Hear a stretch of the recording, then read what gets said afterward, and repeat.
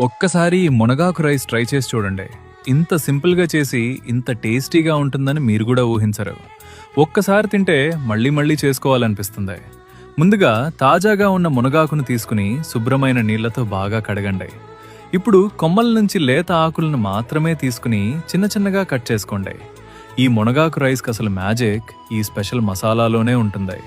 ప్యాన్లో ఆంధ్రమిర్చి, ఎండుమిరపకాయలు, ధనియాలు, జీలకర్ర, వేరుశనగలను వేసి మంచి సువాసన వచ్చే వరకు వేయించండి. ఆ తర్వాత అదే ప్యాన్లో మునగాకును వేసి పచ్చివాసన పూర్తిగా పోయే వరకు తక్కువ మంటపై వేయించండి. ఇలా చేస్తే మసాలా రుచి, సువాసన రెండూ అద్భుతంగా వస్తాయి.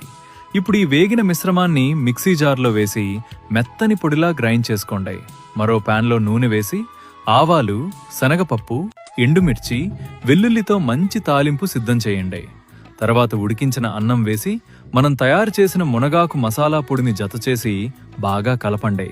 అంతే, హెల్తీ, టేస్టీ, సువాసనతో నిండిన మునగాకు రైస్ రెడీ. మీరు కూడా ఇంట్లో తప్పకుండా ట్రై చేసి ఎలా వచ్చిందో కామెంట్లో తెలియచేయండి.